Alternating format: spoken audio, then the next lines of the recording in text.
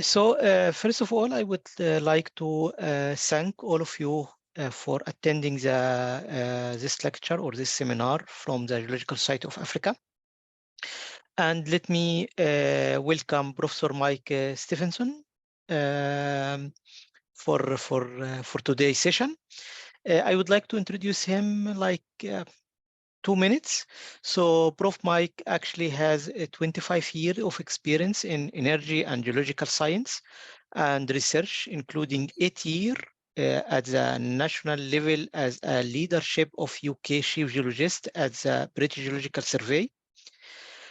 Mike has been providing geoscience advice to government for almost 15 years and has an excellent overview of government policy, industrial activity, and funding landscape in applied and energy geoscience. This is including the carbon capture and shale gas, geological radioactive waste, and geoscience data. Mike actually has very impressive record of publication. He has over 100 peer-reviewed scientific paper, more than 200 conference abstract. In addition to that, he was a chief editor for an Elsevier journal for more than 12 years. His science excellence is recognized in his studies as professor at 4 universities. He is visiting professor at the University of Nanjing, China, and University of Milan in Italy. Mike is well-known communicator of science and has published 3 single-author popular books. One of his books, which is about carbon capture and utilization and storage, with title "Returning Carbon to Nature," actually is seen as one of the textbooks that can guide scientific community to this carbon capture and this issue related to the carbon issue. Mike has also delivered high-profile lectures, for example, in UK Parliament, and has been a science advisor for BBC program called Horizon and Bang Goes the Theory programs.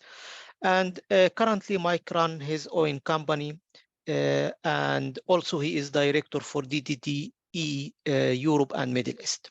Actually, today I can see we have a very interesting lecture by Mike.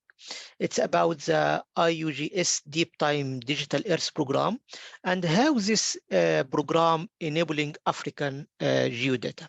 So please, the floor for you, Mike. Thank you very much. I hope everybody can hear me okay. So the first bit of the talk is going to be just an introduction to DDE and some of the work it's doing. But then the second half will be a live demonstration of the DDE platform, which I hope will show you how some African data is now available online, free of charge for people to look at and to use. So part of this is a talk and part of it is a demonstration. So I'll be sharing my screen and using the actual online platform live with you. So I hope that will be really interesting for you. There's some fantastic data and some fantastic simulations on the platform already. So first of all, some contents. So about me, I'm just going to say something about me, then something about IUGS and DDE, because DDE is part of the International Union of Geological Sciences. Something about why geodata is so important, and African geodata particularly.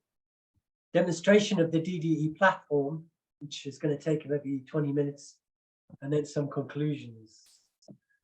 So first of all, about me, well, Tamar indicated some things. So I'm kind of both an energy transition specialist. So I was executive chief scientist of the BGS for many years.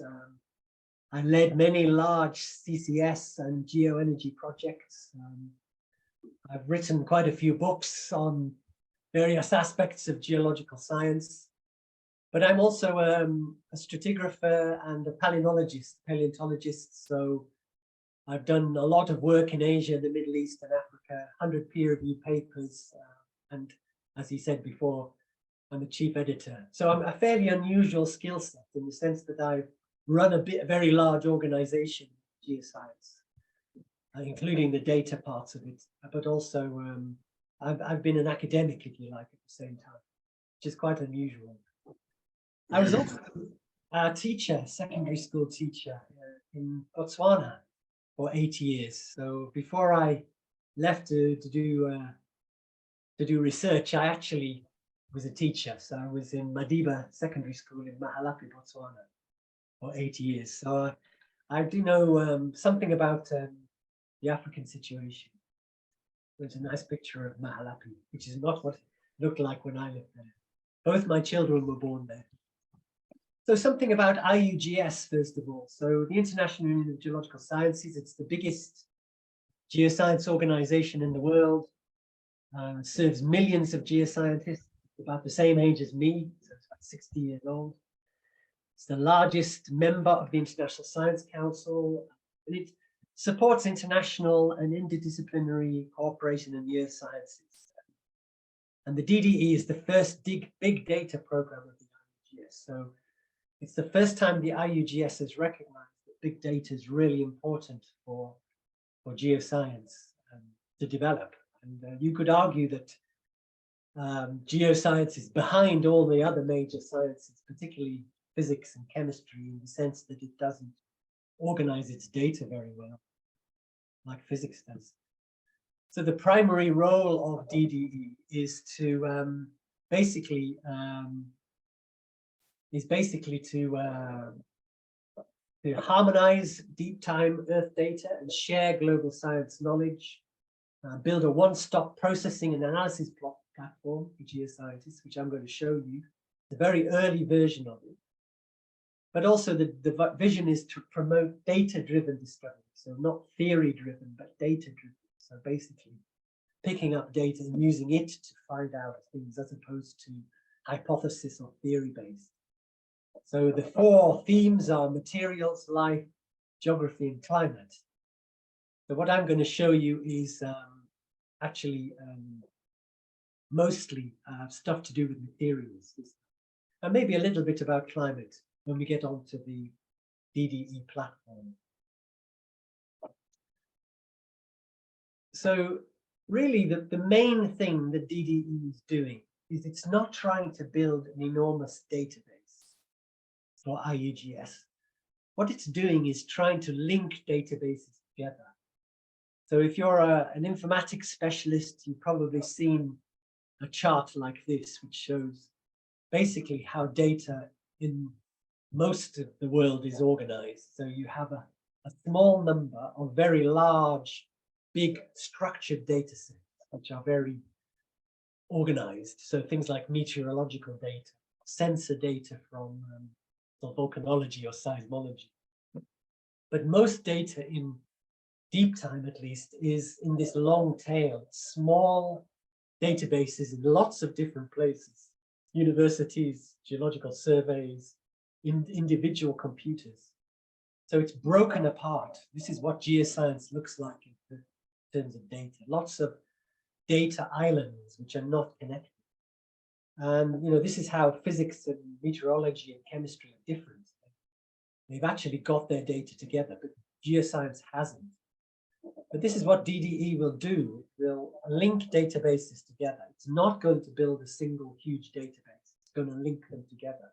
And we're already doing that through the platform. You can see how this is conceptualized here. So lots of links between databases as opposed to building one big database. So what we're trying to do in DDE is tackle the long tail problem. The long tail is so called because of this long tail shape of the graph. So lots of small databases. So essentially, we're going to build bridges between data islands and promote innovative research within the focus area. And we will, by doing this, we will improve discoverability, improve the ability for us to do things like AI. But for the purposes of this talk, I'm going to show how for African geoscientists, it will make data available, which you probably would not have been able to get otherwise. So actually making data available for scientists, even if they have quite slow data connections, even if they've just got a laptop, this platform allows you to see and use data and even to use tools. So this is quite technical. If you're an informatics specialist, you'll kind of understand this, but essentially what the platform is built on is this sort of structure. What you're going to see is only the front end of the platform and how it works for a few very, very simple applications. But essentially what you have is a front end which contains elements of DDE data, DDE knowledge, DDE scholar. It has various applications within it, including outcrops, paleogeography maps, mineral resources, paleontology, plate reconstructions. I'm going to show you some of these. And it also has a custom element so that you can build your own applications. And I'll show you an extremely simple application. It's not really a proper application, but I can show you how you can put things together to make things work. And within that are knowledge bases, databases, model bases. Lots of work has been done internally in DDE over the last few years, basically to standardize knowledge, to make sure that computing understands what words, geological words mean, for example, developing knowledge graphs, knowledge trees. And the back end includes lots of cloud arrangements so that basically this is going to be globally accessible. Wherever you are, you'll be able to get to this system and use it. So as again, it's really important to realize this is about accessibility and democratization of data. We're trying to develop DDE across the world. At the moment, it's mostly in Europe and in Asia, but we are developing centers of excellence in Europe and the United States. We're hoping to build one in Africa as well. So again, we're aiming at existing independent databases, joining them together to provide long-term sustainable online services, not just data, but tools as well to interrogate data. And again, you'll see that when I start to demonstrate this a little bit. So why is geodata so important? And the theme of this talk is really how, what we're going to try and show you is how African geodata particularly is really important. How something like DDE and the platform itself can empower African geologists to work on African problems using geological data. For example, energy transition and solutions. So we all know that natural resources you can use to transform into sustainable economic development that benefits everybody. Everybody knows that countries which have lots of natural resources, countries like, for example, the United States and Europe, can become rich on those resources. California, for example, is rich because of its gold, partly because of the 1849 gold rush. The money in California is partly because of that gold, even though other things came along. The same with Texas. If you look at Texas, is the 9th largest economy in the world if it's a separate country. California would be the 6th largest economy in the world, even bigger than the UK's economy if it was a separate country. And it's partly because of its resources. But you want to be able to control and regulate the use of resources so that you can conserve and enhance the natural environment as well as develop your resources. So if you want to develop special minerals, then you want to do that within the limits of sustainability to make sure that you do this properly. So again, it's all part of the sustainable development. So again, what I'm going to try and show you is how DDE and the platform can help geologists wherever you are in Africa to actually work on some of these.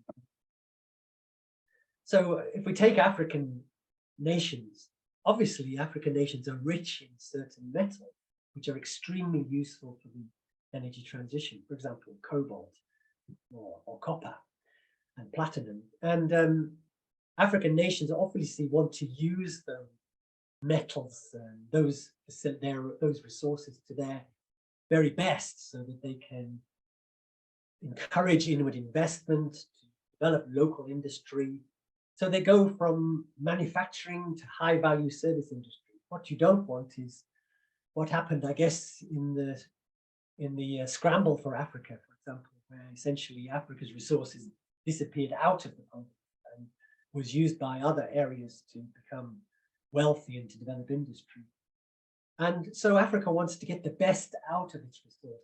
And again, geology and understanding what the geology can offer, what the geodata, what the natural resources can offer is really important. And if we just take energy, for example, you can see that if you can develop resources in Africa in relation to affordable and clean energy, then it feeds into lots of the other sustainable development goals, like, for example,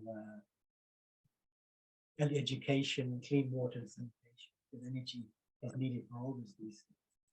So what I would say is the flow of accessible geodata, geological data, is key to local and inward foreign investment, get the best out of resources.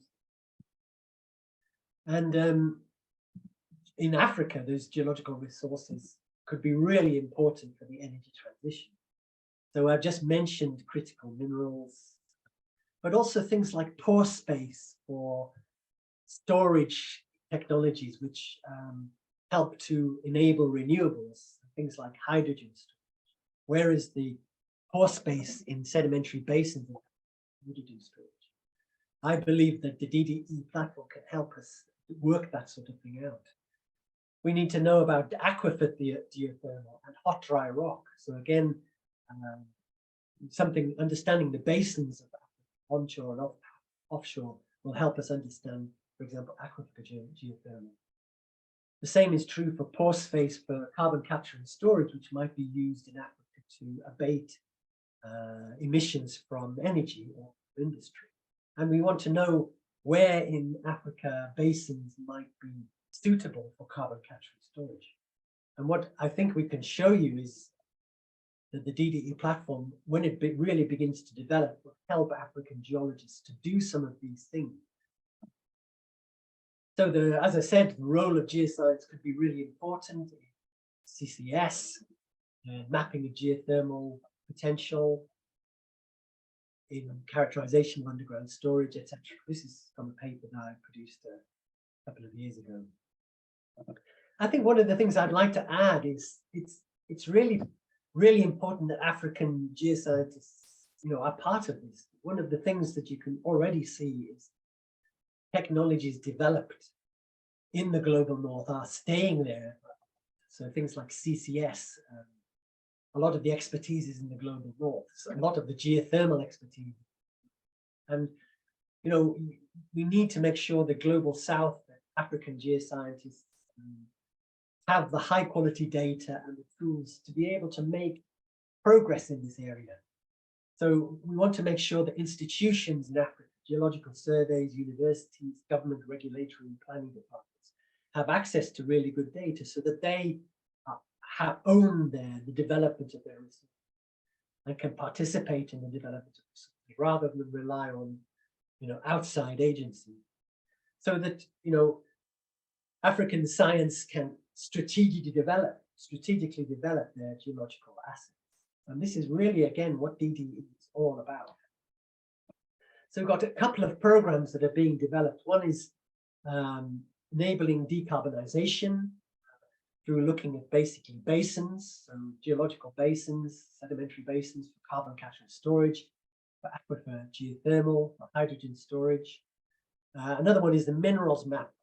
So we're looking at developing a map which online, which helps geoscientists to model where metals might be, to understand where they are now, and to gain the ability to develop those independently to the benefit of African geoscience and everything else. So if we take the first one, looking at basins, so this is some work that's been done really recently So what we're looking at is ways in which we can model basins. So this is a global stratigraphy volume for the last 100 million years of African sedimentation. And it's a strip across Africa going from here to here. What essentially has been done by Tristan Salis from the University of Sydney is forward model development of these basins. So these are predictions of what basins should look like given various variables of for example, topography, runoff, etc., and rock type. So what we're able to do essentially is model the development of basins, and we can start looking at those basins at higher resolution to understand where the porosity and permeability is for CCS, perhaps where minerals are, perhaps where the hydrothermal, high temperature geothermal aquifers. So a kind of predictive tool. And this is some cross sections across different African basins. Again, these are models, not actual not actually the basins. They're the model, what we think the basins would look like given certain variables running a simulation. So these are the sorts of things which aren't in the platform yet, but could be, and will help us as a predictive tool to look at basins in the future.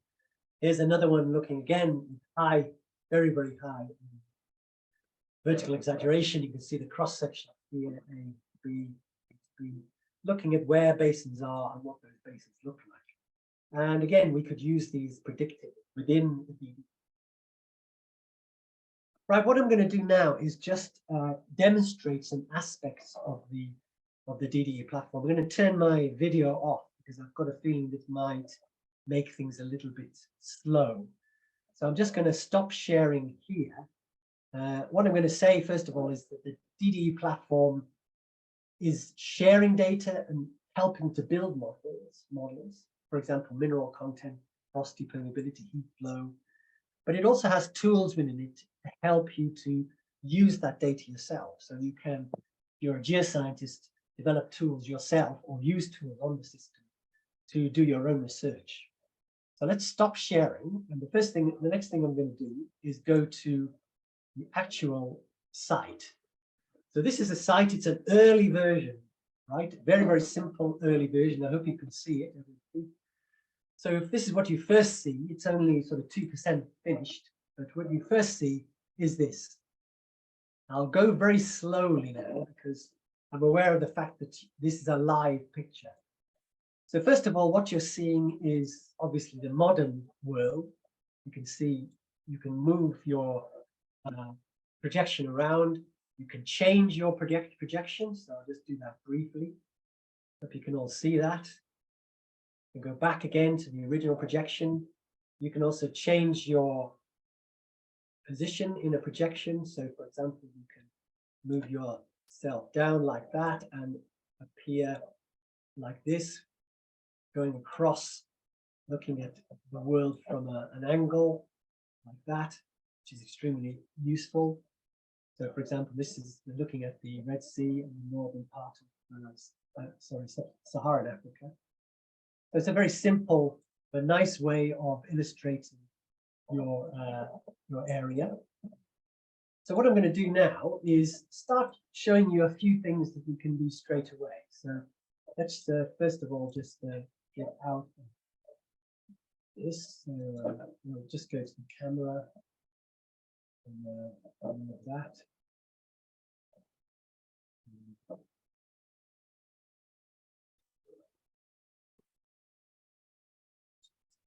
Open the data. So there are lots of different kinds of data. I hope you can see that on the left-hand side. These are data layers or data that you can put into the model or into the system. So let's start with the Africa geothermal system first of all. So let's add the data. So you can see the data here. Now let's just go back to the original. So here's Africa. Let's first of all have a look at African earthquakes. So if we turn African earthquakes on, you should be able to see those earthquakes there. You can go right in close have a look quite closely. I hope you can all see that. Obviously, you can go back clearly. Let's have a look at some African faults. So here's some fault lines. Again, you can go in quite close and look at those. Just want to stress that this is a very early version. You can also put the African geothermal gradient in. So this shows you essentially, oh, I should put the legend in. Here's the legend. So here's the African geothermal gradient. You can see the different gradients. So where you've got high gradients, obviously, here, 6, 13, 15. We can also show, let's turn some of these off. We can also show the African moho. So here's African moho, so depth to moho. I'm just going to turn off earthquakes so you can see that more clearly. So you should be able to see depth to moho. You can also obviously use a version of the same moho data, which shows you there what the African moho looks like. So quite useful if you want to sort of switch those off and just look at geothermal favorable areas. And that shows you prediction of results of geothermal. Quite kind of predictable prediction, I guess. If you want to know where the data actually comes from, you can go back, have a look at the data set, click it there, and this is where the data comes from. So you can see the owner of the data, so actually look at it and use it. And if you don't find it's what you need, or it seems to have some bugs in it, you can contact the owner of the data. So that's geothermal. Let's now have a look at something else. I'm going to turn off that. Let's have a look at something more to do with metals. So I mentioned critical metals. So this is not for Africa specifically. It's for the Tethyan region. So if we have a look at the Tethyan region here, we can have a look first of all at the Tethyan faults. You can see faults in the Tethyan region there. You can also have a look at Tethyan porphyry copper deposits. So this shows you the origin, the places where you can find porphyry copper deposits. Again, you can check where the data comes from. You can develop a Tethyan metallogenic map like this, for example. If you want to actually print these, or if you want to copy or save the images, you can do that too by going to export. So you can see the export here, which you can save as a JPEG or a PNG. Switch that off. So that's pretty useful. Let's go back to the data. So what I've been showing you so far has been basically Tethyan porphyry copper deposits and geothermal. So these are very much to do with resources. And there's no reason why we shouldn't be able to do something similar metals-wise, metalliferous-wise for Africa. Let's just add some more data. So if you're interested in paleogeography now, or deep time, we can also do some really interesting things. So develop combined sets of data. Now let's have a look, first of all, at the paleogeography maps of Scatese. So this is the paleogeography maps of Scatese. You can see there are a very large number of them. It goes from 1 to 12 there. So there are a very large number. You can press a button and you can make a little film and watch those paleogeography maps change. So you can see we're going backward in time instead of forward. Obviously, you can fix that. This is just a small film going back in time. You can see we're in the early Miocene, the Oligocene. You can see the Red Sea closing. It's really interesting if you're interested in the origin of hominids, because the relationship with the Red Sea. You can see now the early Tethys Ocean developing. You can see the shift of Africa southward. You can see now we're in the Campanian, so in the Cretaceous, this changes. So this is very easy to do without actually having to do anything clever at all. You essentially can create a film. Let's just stop that now. But let's imagine we're really interested in the Carboniferous. So I'm interested at the period of 300 million years ago.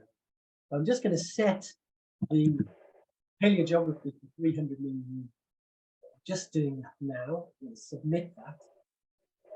There it is there. So it's the late Carboniferous, the Gazzellian. If I just click it, that's the paleogeography for the latest Carboniferous, so 300 million years ago, just before the beginning of the Permian. So I can move that around. I can put this in, have a look closely. I can just go back and have a look and see the Eriskin mountain range here. But let's say I'm interested in climate and rainfall 300 million years. What I can actually do is add data. Again, I hope I'm not going too fast here. Let's have a look at paleo temperature. We can add data on paleo temperature with the data here. So here we have temperature already there. Now let's fix it for 300 million years, just as I fixed the paleogeography. So I'm going to submit that. There it is. And I'm just going to click it on. So what you're seeing now is the modeled paleo temperature for the Gazzellian, so 300 million years, on top of the paleogeography of the Carboniferous. That's really, really useful, really interesting to be able to do that. What if we also want to have a look at paleo rainfall? If we want to look at rainfall, precipitation. So we've also got paleo precipitation. We can click on the paleo precipitation. Put the microphone on. And we can load the data. So now we have the paleo precipitation. So let's just get it for 300 million years. There's 300 million years. Submit it. And then there it is, and turn it on. So now what you're seeing is that high rainfall. Here's the legend over the Eriskin Mountains, modeled with software.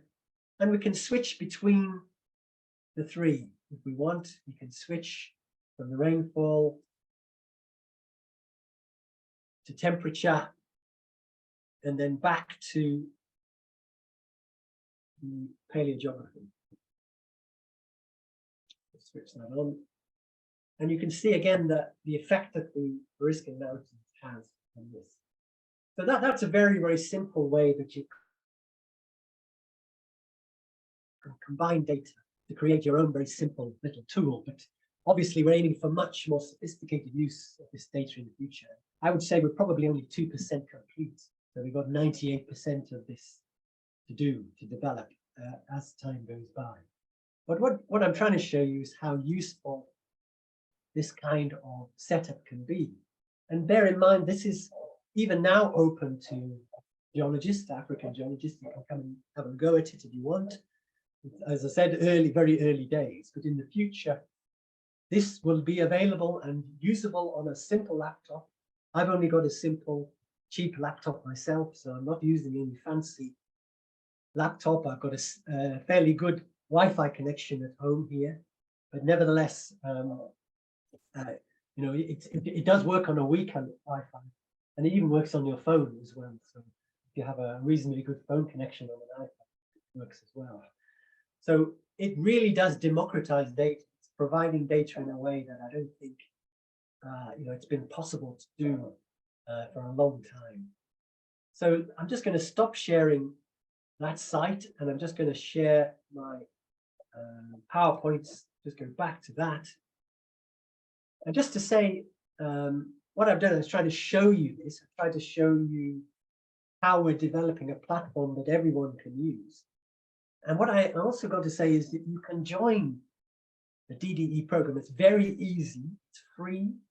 You just need to be an institution of some kind, so a geological survey or a part of a government, or university. As long as you're an institution, you can join the DDE program. You just need to write to me or email me, and I will put that into motion. It doesn't cost anything. There are no hidden costs or anything like that. So it's really something that I think is worth considering. So if you're from a university or if you're from a geological study, please talk to your people and let's get DDE, part of your program. I'm just going to stop my sharing and turn my camera on. Happy to answer any questions. Thanks a lot very much, Mike, for this interesting presentation and demonstration for the DDE. I myself have a list of questions because I am working in this field. So my background is metamorphic petrologist, but now I try to move towards big data things and how to use it in field of sustainability. But I would like to leave the floor first for our colleagues here, if anyone has questions or so.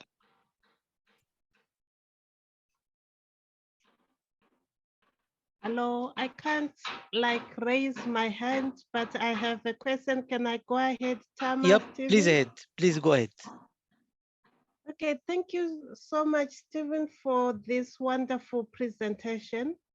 Right at the beginning, I could actually see a center in China, a center in the States, and a center in Europe, but no center for Africa. Yet we are talking about data that's going to be available to the African society. I'm thinking as IUGS is doing this, African Union is also doing this parallel. Isn't this something that could be done together because they have exactly the same initiatives? I know the Organization for African Geological Surveys, they're trying to do exactly what you are doing, but you people are actually going parallel to each other. Yeah, well, there are lots of different, initiatives going on, and we are aware of other initiatives. What I should say is the DDE isn't aimed entirely at Africa. It's the International Union of Geological Sciences. So we're really literally trying to do the world. We're aiming at the whole globe. So Africa is part of it. We also have a center of excellence that we hope to develop in Africa. So Ish Natarajan, who's on the call, can fill you in later on if you like, but we are attempting to develop a center in Africa as well.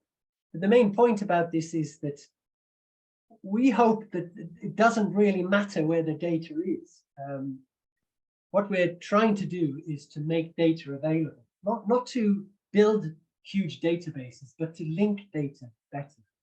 So if, for example, we know, for example, in the UK, there is data in different forms in different places that looks at the North Sea.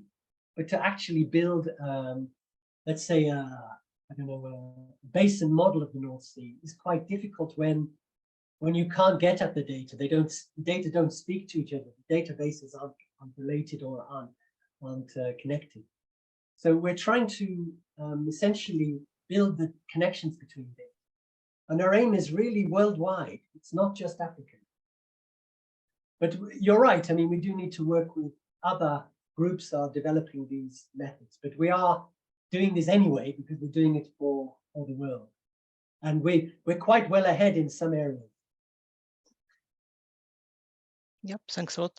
I can see Ish, maybe you would like to have to follow up or something like this. Yes, thank you. Thank you for Mike for the wonderful presentation. In response to the question by Mek Maidei, correct? Yep. Yeah, we are. There is a UNESCO Category 2 center in Kinshasa, which is supported by European Union, and we have had some conversation with them.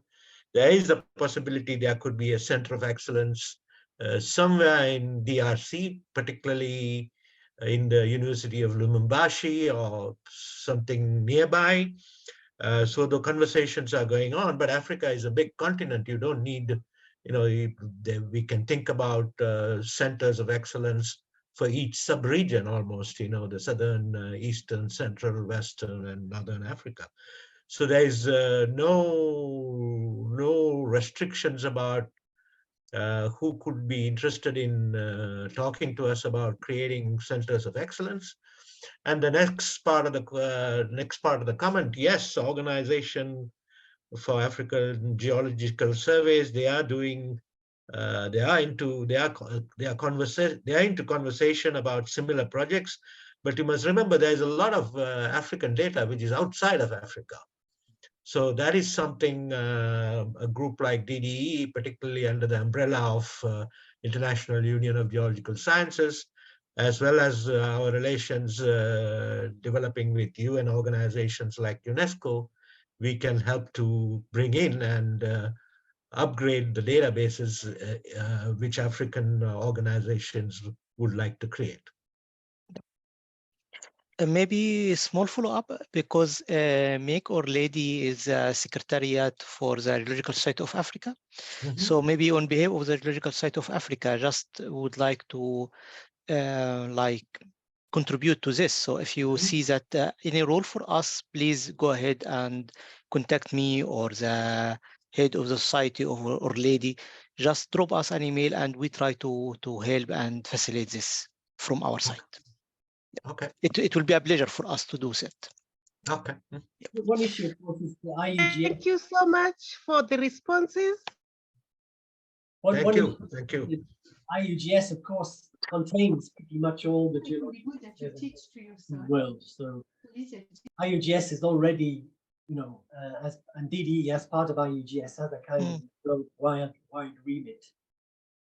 Yes, so it's a bit higher level. Yes, I know. Yep. I have actually a technical question, Mike.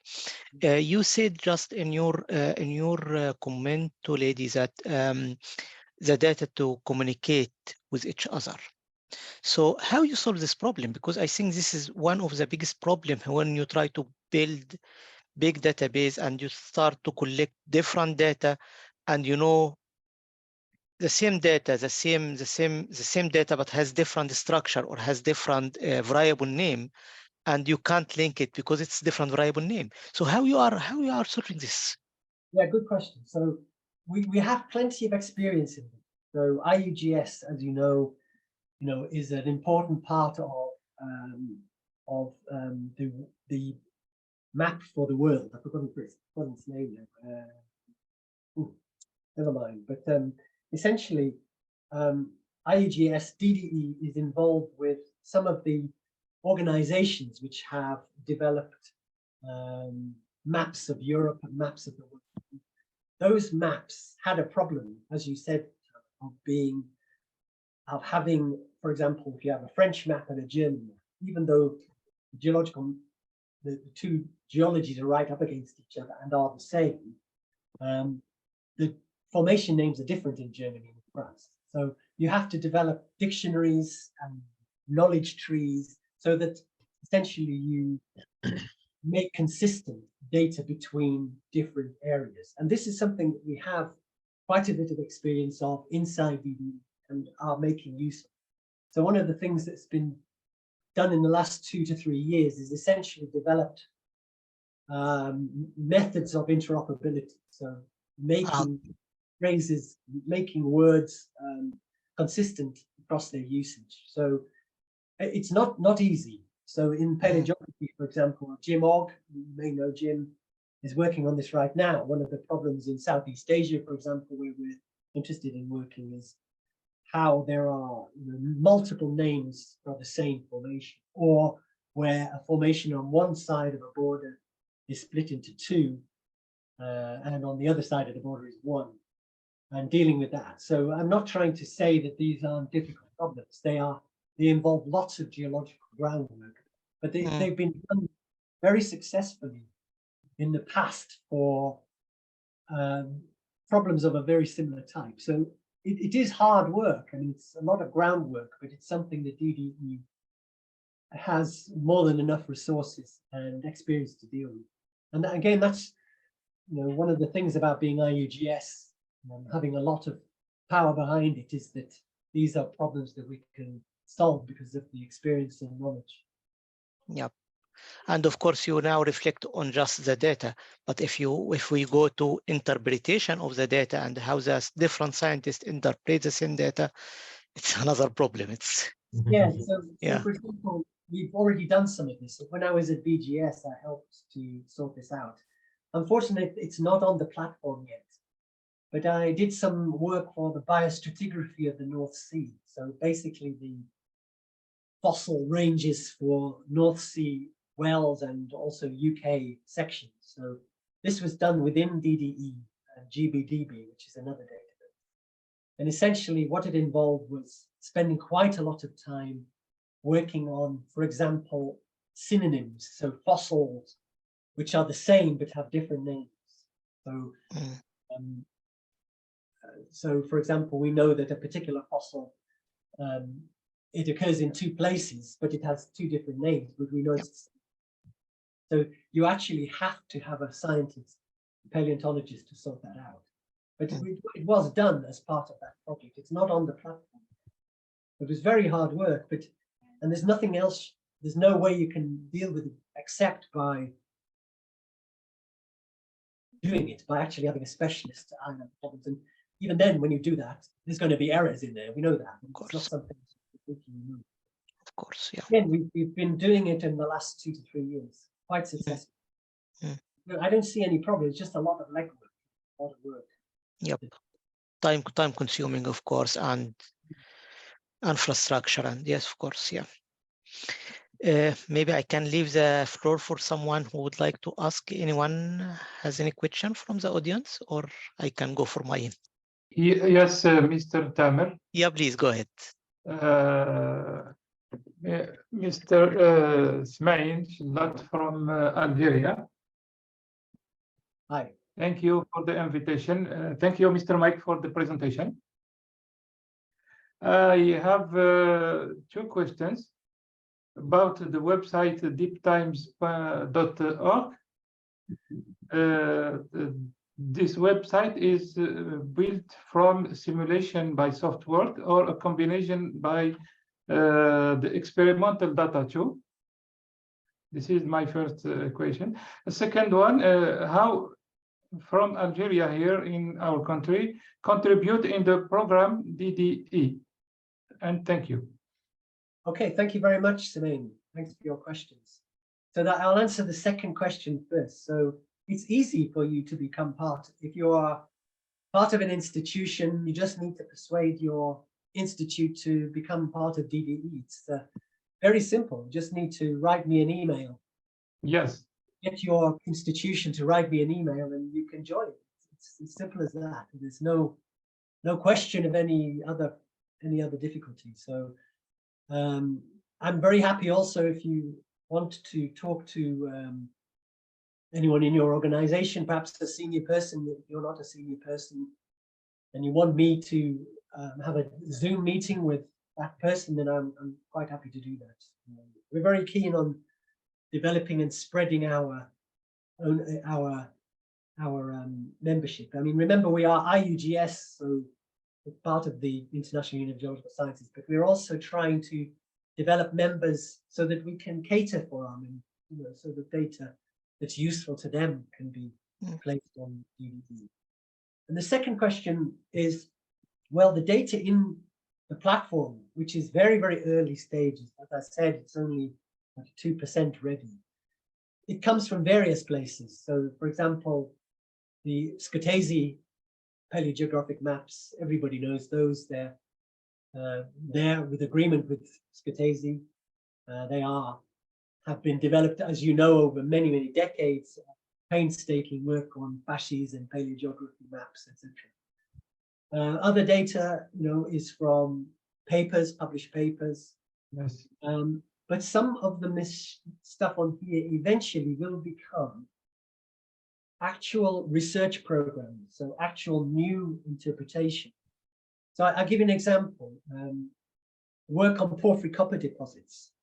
although I showed you essentially dumb data, within DDE, within the platform, we should, within the next few years, be able to allow a scientist to bring up various databases, for example, G-plates, other metals or minerals databases, and combine them to work together to produce new simulation, to actually genuinely new research. So you actually can use the platform for your own research. At the moment, it's not easy to do that. But in the future, I think that's what we're aiming at, to develop tools so that scientists aren't just using it for displaying data, but actually generating their own research. Thank you. Thank you, Mr. Mike. I have a short question related to the data. Is the data now is available to download? So the data that you already upload to the website or to the programs? I don't think it's downloadable. I think you can use it as it is on the site, but I don't think it's downloadable. Okay. The site is a bit clunky at the moment, if you know what I mean. It's not easy to use. I mean, it's only been developed over the last year or so, and we have very big ambitions. We want to be able to, let's say you're in northern Canada and you're interested in metals. Let's say you're interested in cobalt. Then in the future you'll be able to bring up data from northern Canada, which enables you to do original research, which might help you to predict the occurrence of cobalt in the northern Canadian shield, for example. So we have big ambitions. At the moment, you can't really do that.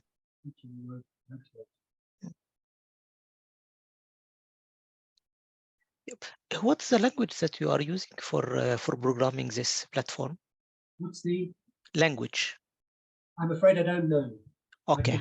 Okay. If you'd like your institution to join, then just do it, and you can become part of the organization that designs this. Okay. I'm not an informatics specialist, but what I'm saying is it's very open to develop. It's the advantages of being a member of DDE is you're part of you're part of the organization. You have a hand in making it, developing it. I think here from my side, I think the University of Tromsø are interested to do something like this. So I need to discuss around, and then maybe we can contact you for that.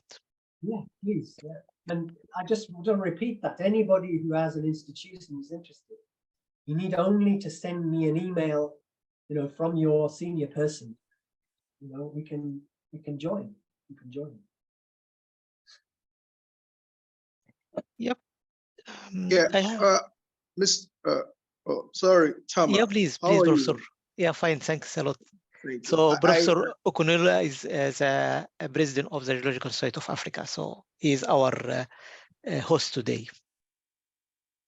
Well, I want to thank Mike for the presentation. I thought I must have missed the time. Is it? You said 4 p.m. Nigerian time. Maybe because the European time this week is moved just 1 hour. Yeah. So I was waiting. I was wondering, but nevertheless, I'm glad I was able to at least listen to some parts of the lecture. So thank you so much, Prof. We appreciate you. And I just want to add an information that the Geological Society of Africa is already deeply involved and collaborating in the board of the DDE, which we so much believe in. And I want to thank Professor Stephenson and the group for bringing these out. Also to say that during the CAG that will be coming up in September, we're going to have a more elaborate session on this, where there will be a bigger audience for Africa, African geoscientists and earth scientists. We hope to have at least about 400 to 500 participants. The interest is becoming so huge, and I believe this will be another platform in which we're going to host Mike. So I want to thank him and also Tama for putting this together. We will still invite Mike again, even before the card, still to interrogate and to ask more questions. Nevertheless, I want to thank him for finding time and for thinking these out. We're with them, we're going to collaborate with them, we're going to make sure we broadcast these across Africa and the broad spectrum of the African geoscientists. So we're involved in this together. Thank you very much. No problem. If there's anybody who is just logged on and they want me to just do another quick demonstration, I can do that in the next 10 minutes. I'm just aware of Gabenga's point that many people are logging on an hour late. So Yeah. if people want to hand it on, can do. Good afternoon, everyone. Hi, Adama, please. Yeah, I'm doing good. And as you guess, Tama, I'm just joining the presentation actually, and all the West Africaners I sent the email to are going to join right now because I sent it in the last circular, gave the time in GMT. So I think all the earth scientists from West Africa will be joining in within these 2 minutes. So please, if possible, to come back on whatever you talk about within minutes, we'll be happy. Yep. What I can do is just demonstrate the platform again. How about that? Yeah, why not? Yes, of course. Shall I start in 1 minute then? Yeah, maybe we can, during this 1 minute, we can have a question from Binia. No, thank you, Tama. And I also I'm just joining late now because of the same time issue. But I was actually just also attending our elections, local elections of the Geological Society of Kenya. And I've just walked out of the meeting just to join this one. But I think there was also a time issue on this. Yep. So I'd really appreciate, again, the fact that we can hear for about 10 minutes the same presentation. I really appreciate that. Thank you. Yeah, So Mike, if you don't mind, because a lot of us are just joining because of the time, little issues with the time, even if it's 10 minutes, round up so that we are, if you don't mind, please, apologies for that. And let me also say that the Colloquium African Geology that I mentioned will be taking place in Namibia, 26 to 29 September. But Mike, we need you now for about 10 minutes, if you don't mind. Tama, do we still have that time? Oh yeah, of course. Okay, right. If this is okay for Mike, this is okay for me as well. No problem. Okay, so look, rather than give the whole presentation, I'm just going to demonstrate the system again. Okay, so all right. If you've just logged on, then let me just tell you that essentially what I'm going to do at the moment is I'm going to just demonstrate to you the DDE platform. So if you are not, you have just logged on, you've missed my talk, unfortunately, but the main point of the talk was to show you what DDE is doing. So DDE is the Deep Time Digital Earth. It's the big data program of the International Union of Geological Sciences, which is the biggest geoscience organization in the world. DDE is developing methods of holding, linking, and displaying data for the whole world. We're not just interested in Africa, we're interested in the whole world. We've been going about 3 years, and we've developed a really interesting and useful platform, which you can see here. The platform is already available for people to use, but it's a bit clunky at the moment, and it's not got much data in it. But it shows you what it will be able to do in the future. So the first thing, what I'm going to do is just show you, I hope you can see this. I'm going to talk quite slowly so that you don't get lost, and if you're on a slow connection. By the way, I have quite a slow connection, and I have a very cheap laptop, and I can still use this. So it's quite good. So here we have, first of all, the globe. You can change the way that the globe looks, like this. You can make it look like this. Obviously, you can do this. You can also change the way you look at the globe. So you can change the tilt of the globe like this. So for example, looking at obliquely at the northern part of Africa like that, for example, with quite high resolution. you can just go back to the situation there. Let's say, for example, we're interested in geothermal. Let's say you're a geothermal researcher in a university in Kenya. Perhaps you have a good laptop and a reasonable Wi-Fi connection. Let's imagine you want to look at that. So we start by adding some data. If we go down to the geothermal bit here, let's have a look. Here we are, the African geothermal data. First of all, if you want to know what it is, you can have a look. This is where it comes from. These are the data details. Here's the provider, so you can actually contact the provider and find out about the data if you want to know more, point out any problems. We need to add the data, so I'm just doing that. So adding the data. And let's say we want to just click on a few things. First of all, here's African earthquake data. So we can go in and have a look in detail at that. You can see the legend here that shows you the size of earthquakes. You can look at faults, for example.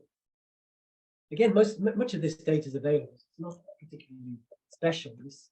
You can click those off, perhaps look at the depth to look at the geothermal gradient. So you can see the geothermal gradient across various areas. You can see where the high gradients are in the rift valley areas. You can click those off and say, look at the Moho. This is depth to Moho. Then you can see it on the legend. If you want to see a different version of that, you can do this. If you can see that, so that's just depth to Moho. You can also actually, and this has been done, look at geothermal favorable areas. Again, this is a model that's been developed, which is very low resolution. It wouldn't be particularly useful for developing geothermal, but it illustrates the point that this data is available to you. Now, let's say you're interested in, so we'll turn that one off.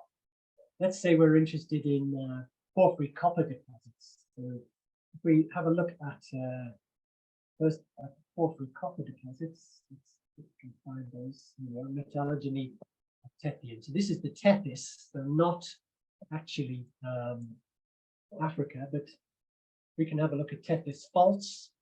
You can see the faults there. Again, you can look in detail. You can look at some of the porphyry copper deposits across the Tethys. You can see those. Again, we can go into quite a lot of detail with that. You can also just put on models for metallogenic maps, like this one, again, which shows you the detail.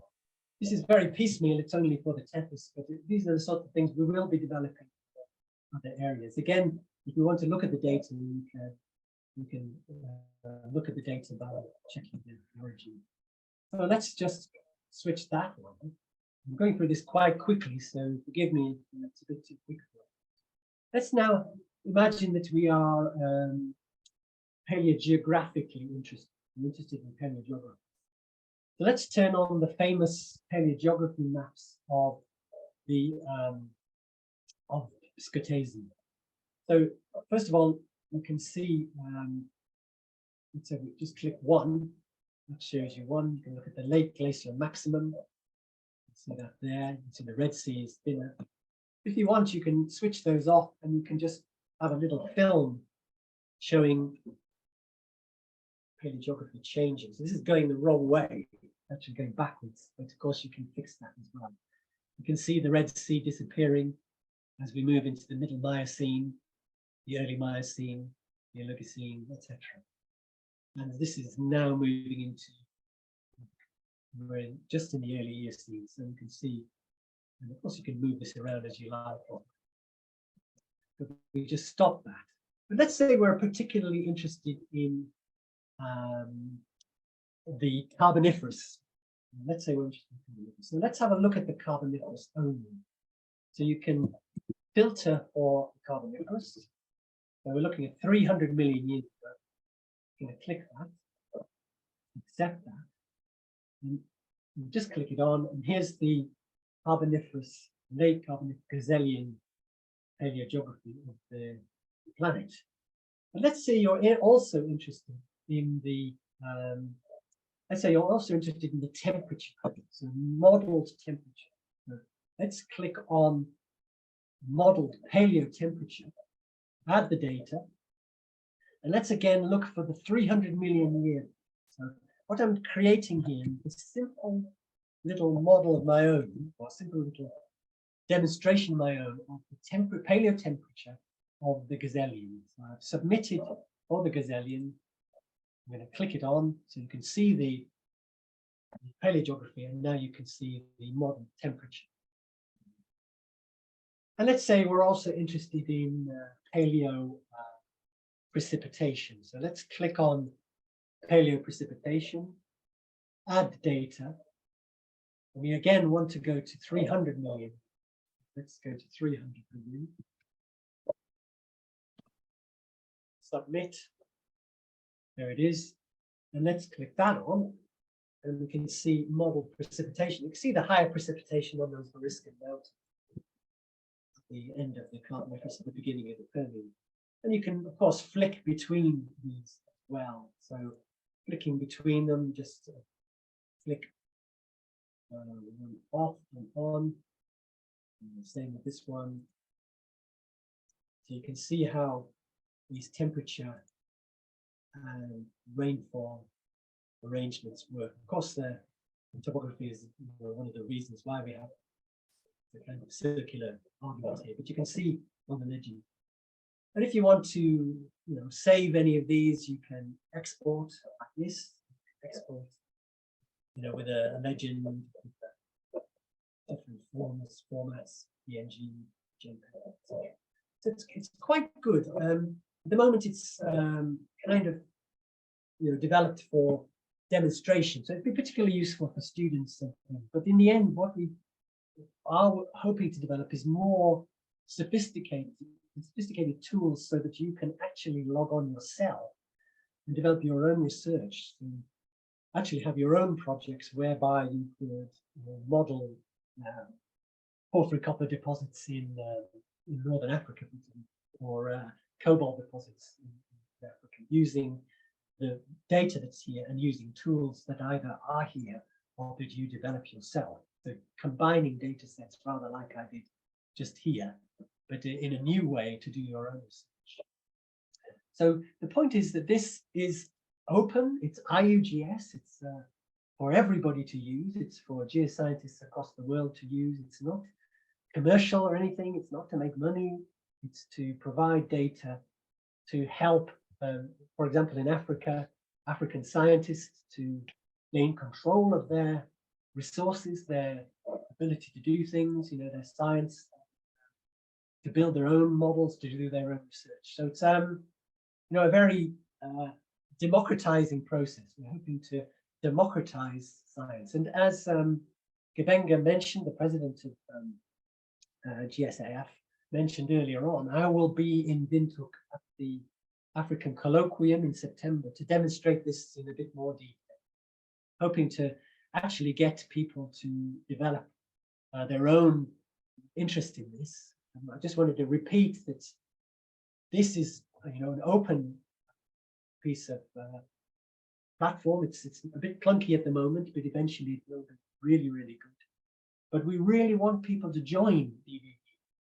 If you are part of an institution that you think could use DDE, could use this kind of platform, then please talk to your department head or your institution head and get an email to me, and you can join. So if you're part of a university that has a geoscience department, you're part of a geological survey, you want to join DDE, you can join it. It doesn't cost anything. You become part of the development of DDE straight away. So I didn't really give the whole presentation there, but I gave you because I think some of you are logging on an hour late, or we logged on an hour early. But you can see what the DDE platform is all about. So I'll stop talking now, and I can answer more questions. Yep. Thanks a lot, Mike, for the second round for the presentation or for the demo. You are open it for questions again, so maybe we can get some questions from the audience. There is one question in the chat. Is this platform is open access for a student and professor? I think the answer is yes. So Professor Mike said that it's yes. it's only an early version, so it's really, very very clunky. But Yep. by the time September comes by, we should have some much more sophisticated stuff on there. Yep. There is one question from Quad. Yes, thank you, Professor. It's really very interesting tool to learn. So I'm a student at the University of Ghent in Belgium, but I'm originally from South Sudan. So since so far I've been trying to apply for the trainings, but I've been rejected a couple of times. But I just wondering why I've been trying to be rejected not to attend those opportunities, while I feel that I qualify to attend. So I just wondering, yeah. I'm not familiar with this training. Mm. Probably the best thing is if you can send me an email, Quack, then I can look into it. But I'm not familiar with this this training. I think we do offer training, but I'm not sure what kind. So if you want to send me an email, you can do that. Yeah, that will. Okay, so but how can I get your email then, so to contact, because it's really very important issues to me. Anna can give you the email. Yeah, you can drop your email here, yeah, or you can contact me. My email is here, and I can share with you my email. Okay, thank you very much, Professor. We, the student in diaspora, who want to study more about geology in Africa, so we are facing a lot of challenges, because if you pick up the topic here, and because I'm a student at the University of Ghent in Belgium, so if you pick the topic and you want to do some research in Africa, most of the area they are not explored, and there's no potential research that have been done there previously. So it really a good kind of tool that I've seen today. So I never seen this kind of technology, to be able to understand all this. So thank you very much for the job you have been doing.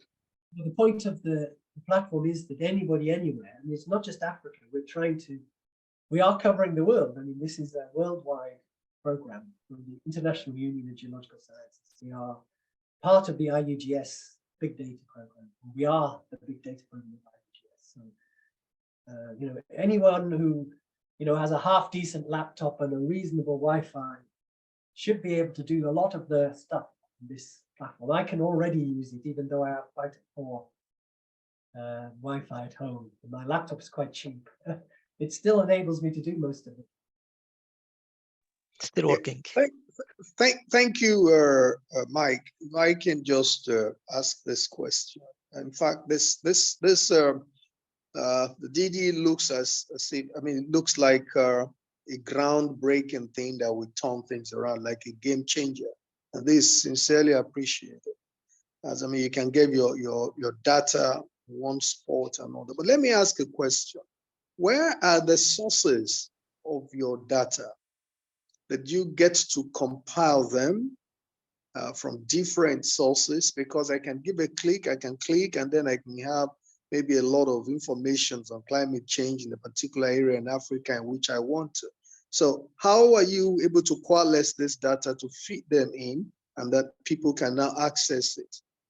I hope I got it right. Mm-hmm.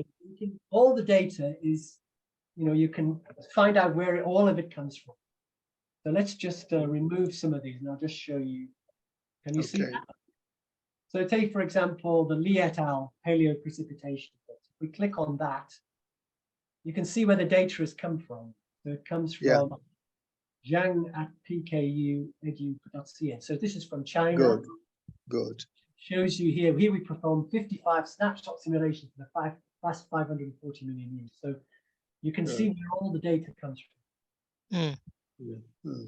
Some of the data is, pretty.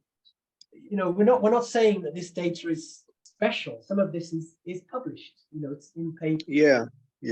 What we've done is put it into, georeferenced display system, which in time will be capable of lots of other kinds of things.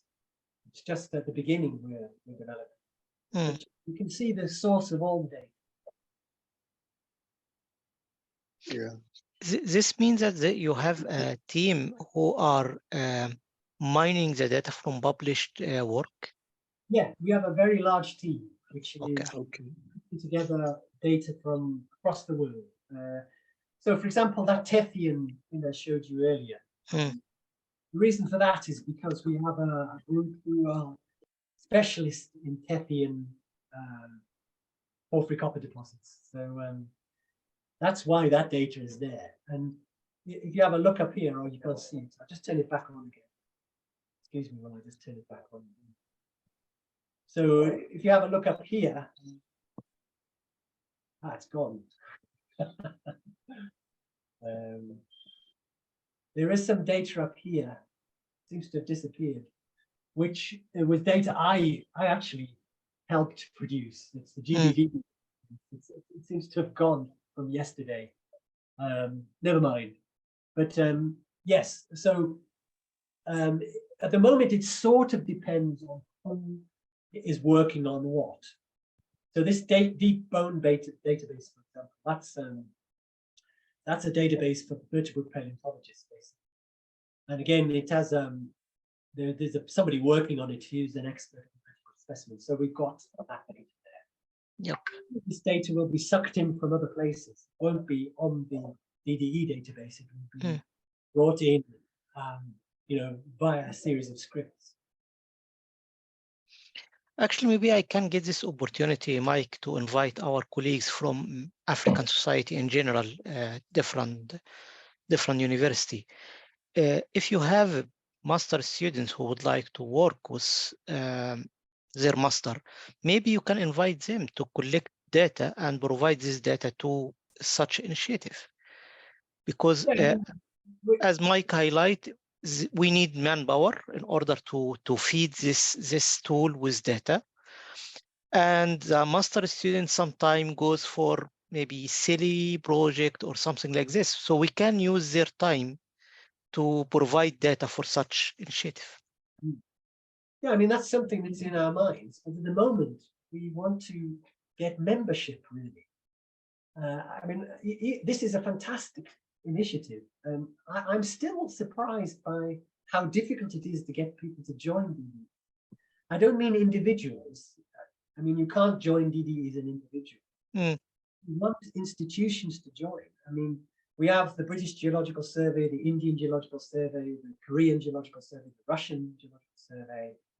We have lots of big geological surveys in America, but we'd really like to have more African surveys. And we'd really love to have the Nigerian Geological Survey and the Ghanaian surveys, because they would, they would be able to work with this system and develop it for their own benefits. So I'd really, really encourage people on the call to talk to senior people within their institution and get a membership of DDE. That will be the quickest way of making real progress for your science in your country. I mean, clearly it will be useful to have people loading data, but what we really want is the big surveys in Africa to join, because and the big institutions to join. Because they already have the data. Well, yeah, but also because we want to develop something which is useful. We want to listen to what Ghana says, what Nigeria says. We want to hear what they say about this. So join and tell us what you want, and we'll listen and make it even more useful for people. So please join DDE. Don't hold back. There's nothing to be frightened of. It's very, very easy. It's an IUGS. It's a big organization. It's free. It's IUGS has been running for 60 years. We're not new. This is an old organization, but we're doing a new and clever thing here. Well, thank you, Mike. I think the point you have raised, now that you're well assured that the Geological Society of Africa is, of course, in your board and all that, we are going to help to disseminate this clearly. I will get in touch on an institutional level with the Organization of African Geological Surveys, and also with the different geological surveys that we could link up with. I will begin a kind of discussion after this with the Director General of the Nigerian Geological Survey We were still together up to about 3 hours ago, and get some of our colleagues also in Ghana and in other West African countries.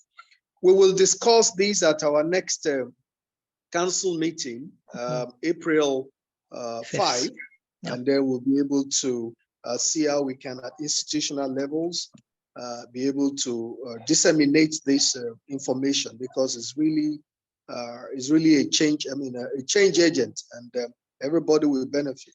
So you are assured of our cooperation, and then we will work together in this to get it across to as many people, even the universities, the academia, the different institutions. So we will see what we can do as far as Africa is concerned, concerning this situation.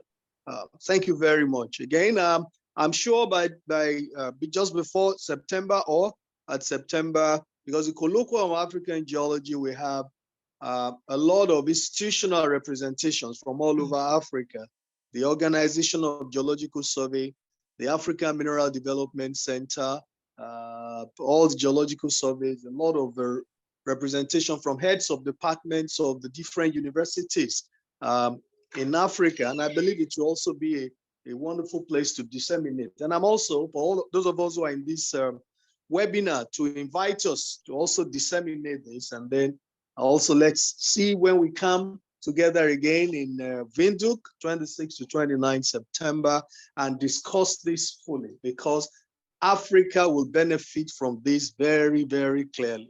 In fact, I think Africa will benefit more than any other continent, because we need to have access to data. Thank you again. Tama, over to you. Thanks a lot, Professor Gbenga, for this comment. And I would like to thank a lot, Mike, for this very interesting talk discussion. You made it twice for our colleagues who came late or we came early. And sorry for that. It's happened normally once per year since the time it changed between Central Europe and the other time zone. So I think now I would like to thank all of our audience, and I would like to close the session for today. Thanks all. Thanks. Thank you. Thank you, Tamer. Thank you, Mike. Thank you so much.